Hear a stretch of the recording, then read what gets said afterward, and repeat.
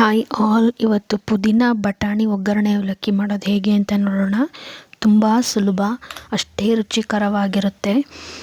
ಇವಾಗ ನೋಡಿ ಎಷ್ಟು ಚೆನ್ನಾಗಿ ಬಂದಿದೆ ಗೊತ್ತಾ. ಸಿಂಪಲ್ಲಾಗಿ ಬೆಳಗ್ಗೆ ಬಟಾಣಿ ರಾತ್ರಿ ನೆನೆಸಿಟ್ಕೊಂಡ್ರೆ ಆಯಿತು, ಬೆಳಗ್ಗೆ ಬೇಯಿಸ್ಬಿಟ್ಟು ದಿಢೀರಾಗಿ ಮಾಡ್ಕೋಬೋದು.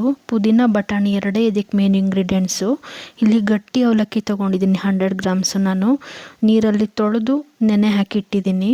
ಪುದೀನ, ಕೊತ್ತಂಬರಿ, ಕರಿಬೇವು, ಒಣ ಬಟಾಣಿ, ಕಾಯಿ ತುರಿ, ಹಸಿರು ಮೆಣಸಿನ್ಕಾಯಿ ಅಥವಾ ಒಣಮೆಣಸಿನ್ಕಾಯಿ ಆದರೂ ತೊಗೋಬೋದು. ಕಡಲೆಬೇಳೆ, ಉದ್ದಿನಬೇಳೆ, ಸಾಸಿವೆ, ಇಂಗು, ಅರಿಶಿನ ಬೇಕು. ಈಗ ಹೇಗೆ ಮಾಡೋದು ನೋಡೋಣ. ಬಟಾಣಿನೇ ರಾತ್ರಿ ನೆನೆಸಿಟ್ಟು ಬೆಳಗ್ಗೆ ಎದ್ದು ಬೇಯಕ್ಕೆ ಇಡ್ತಾಯಿದ್ದೀನಿ. ನೆನೆಸಿದ ಬಟಾಣಿ ಇದು. ಓವರ್ನೈಟ್ ಸೋಕ್ ಮಾಡಿ ಬೆಳಗ್ಗೆ ಒಂದು 100 ಗ್ರಾಮ್ಸಷ್ಟು ಬಟಾಣಿನ ಬೇಯಿಸ್ಕೊಳ್ತಾ ಇದ್ದೀನಿ. ಉಪ್ಪು ಹಾಕಿ ರುಚಿಗೆ ತಕ್ಕಷ್ಟು ಉಪ್ಪು ಹಾಕಿಬಿಟ್ಟು ನೀರು ಹಾಕಿ ಬೇಯಿಸ್ಕೊಳ್ತಾ ಇದ್ದೀನಿ ಕುಕ್ಕರಲ್ಲಿ ನಾನು.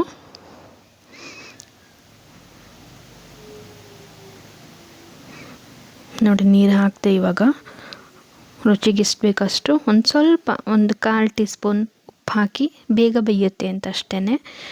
ಅದನ್ನು ಬೇಯಕ್ಕೆ ಇಟ್ಟಿದ್ದೀನಿ ಇವಾಗ ಕುಕ್ಕರಲ್ಲಿ. ಈ ಕಡೆ ರುಬ್ಬೋದಕ್ಕೆ ಏನೇನು ಬೇಕೋ ನೋಡೋಣ. ತೆಂಗಿನಕಾಯಿ ತುರಿ ಒಂದು ಸ್ವಲ್ಪ, ಇಲ್ಲಿ 4 ಜನರಿಗಾಗಷ್ಟು ಮಾಡ್ತಾಯಿದ್ದೀನಿ ನಾನು. 100 ಗ್ರಾಮ್ಸ್ ಗಟ್ಟಿ ಅವಲಕ್ಕಿ ತೊಗೊಂಡು ತೊಳೆದು ನೆನೆ ಹಾಕಿದ್ದೀನಿ. ಇದು ಒಣಮೆಣ್ಸಿನ್ಕಾಯಿ ಹಾಕ್ತಾಯಿದ್ದೀನಿ. ನೀವು ಹಸಿರು ಮೆಣಸಿನ್ಕಾಯಿ ಹಾಕ್ಕೋಬೋದು ಜೊತೆಯಲ್ಲಿ. ನಾನು ಉಪಯೋಗಿಸಲ್ಲ ಜಾಸ್ತಿ, ಒಣಮೆಣ್ಸಿನ್ಕಾಯಿ ಹಾಕಿದ್ದೀನಿ. ನೀವು ಹಸಿರು ಮೆಣಸಿನ್ಕಾಯಿ ತೊಗೋಬೋದು ನಿಮ್ಮ ಇಷ್ಟಕ್ಕೆ ತಕ್ಕಂತೆ. ಈಗ ಪುದೀನ, ತೊಳೆದಂತಹ ಪುದೀನ ಹಾಕ್ತಾಯಿದ್ದೀನಿ. ಕರಿಬೇವು ಒಂದು 8ರಿಂದ 10 ಎಸಳು ಕರಿಬೇವು, ಒಂದು ಹಿಡಿ ಕೊತ್ತಂಬರಿ ಸೊಪ್ಪು ತೊಳೆದು ಚೆನ್ನಾಗಿ ನೆನೆ ಇಟ್ಟು ನೀರಲ್ಲಿ ತೊಳೆದು ಹಾಕ್ತಾಯಿದ್ದೀನಿ. ಅದನ್ನು ನುಣ್ಣಗೆ ಚಟ್ನಿ ರೀತಿ ಪೇಸ್ಟ್ ಮಾಡ್ಕೊಂಬರೋದು ಅಷ್ಟೇ, ಮಿಕ್ಸಿಗೆ ಹಾಕಿ. ಈಗ ಒಗ್ಗರಣೆ ಹೇಗೆ ಮಾಡೋದು ನೋಡೋಣ. ಸಾಸಿವೆ ಹಾಕ್ತಿದ್ದೀನಿ, ಎಣ್ಣೆ, ಸಾಸಿವೆ, ಇಂಗು.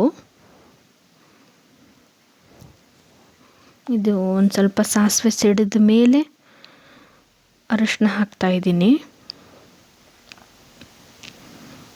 ಅರಿಶಿನ ಹಾಕಿದ ನಂತರ ಕಡಲೆಬೇಳೆ, ಉದ್ದಿನಬೇಳೆ. ಇಲ್ಲಿ ಕಡಲೆಕಾಯಿ ಬೀಜನ ಉಪಯೋಗಿಸುವುದಿಲ್ಲ, ಏಕೆಂದರೆ ಬಟಾಣಿ ಹಾಕಿರೋದ್ರಿಂದ ಕಡಲೆಕಾಯಿ ಬೀಜನೂ ಜಾಸ್ತಿ ಆಗಿಬಿಡತ್ತೆ, ಹೆವಿ ಅನಿಸ್ಬಿಡುತ್ತೆ ನಿಮಗೆ. ಸೊ ಕಡಲೆಕಾಯಿ ಬೀಜ ಆಪ್ಷನಲ್, ನಿಮ್ಗೆ ಇಷ್ಟ ಬೇಕಂದರೆ ಬಟಾಣಿ ಕಡಿಮೆ ಮಾಡಿ ಕಡಲೆಕಾಯಿ ಬೀಜ ಹಾಕ್ಕೋಬೋದು. ನಾನು ಬಟಾಣಿ ಹೆಚ್ಚಿನ ಪ್ರಮಾಣದಲ್ಲಿ ತೊಗೊಂಡಿರೋದ್ರಿಂದ ಕಡಲೆಕಾಯಿ ಬೀಜ ಇವತ್ತು ಹಾಕ್ತಾಯಿಲ್ಲ. ಉದ್ದಿನಬೇಳೆ, ಕಡಲೆಬೇಳೆ ಆಗಿ ಗೋಲ್ಡನ್ ಬ್ರೌನ್ ಬಂದ ನಂತರ ಬೇಯಿಸಿದ ಬಟಾಣಿ ಹಾಕೋದು ನಾನು. ಈಗ ಆಗಿದೆ ಇದು. ಪೇಸ್ಟ್ ಹಾಕ್ಕೊಳ್ಳೋಣ.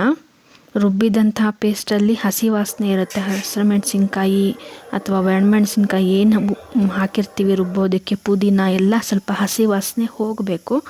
ಸ್ವಲ್ಪ ಎಣ್ಣೆಯಲ್ಲಿ ಒಗ್ಗರಣೆ ಒಟ್ಟಿಗೆ ಬಾಡಿಸ್ಕೊಂಡು ಅದು ಸ್ವಲ್ಪ ಗಟ್ಟಿ ಆಗ್ತದೆ. ಎಣ್ಣೆಯಲ್ಲಿ ಬಾಡಿದ ನಂತರ ಬೇಯಿಸಿದ ಬಟಾಣಿ ಹಾಕ್ತಾಯಿದ್ದೀನಿ. ಒಂದ್ಸಲ ಮಿಕ್ಸ್ ಮಾಡಿ ಅವಲಕ್ಕಿ, ನೆನೆ ಇಟ್ಟ ಗಟ್ಟಿ ಅವಲಕ್ಕಿ ಇದನ್ನು ಹಾಕ್ಕೊಂಡು ಎಲ್ಲವುದು ಸೇರಿಸಿ ಒಂದು ಸಲ ಮಿಕ್ಸ್ ಮಾಡ್ಕೊಳ್ಳೋಣ ಚೆನ್ನಾಗಿ. ಈ ಸಮಯದಲ್ಲಿ ಉಪ್ಪು ನೋಡ್ಕೊಂಡು ನಾನು ಹಾಕ್ಕೊತಾ ಇದ್ದೀನಿ. ಬಟಾಣಿ ಬೇಯಿಸ್ಬೇಕಾದ್ರೂ ಹಾಕಿದ್ದೆ. ಈಗ ಒಂದು ಅರ್ಧ ಚಮಚ ಮೇಲೆ ಹಾಕ್ಕೊಳ್ತಾ ಇದ್ದೀನಿ. ನೋಡಿ, ಎಲ್ಲದನ್ನು ಒಟ್ಟಿಗೆ ಸಿಮ್ಮಲ್ಲಿ ಇಟ್ಕೊಂಡು, ಒಗ್ಗರಣೆ ಆದ ನಂತರ ಸಿಮ್ಮಲ್ಲಿ ಇಟ್ಕೊಂಡು ನೀಟಾಗಿ ಮಿಕ್ಸ್ ಮಾಡಿದ್ರೆ ಆಯಿತು.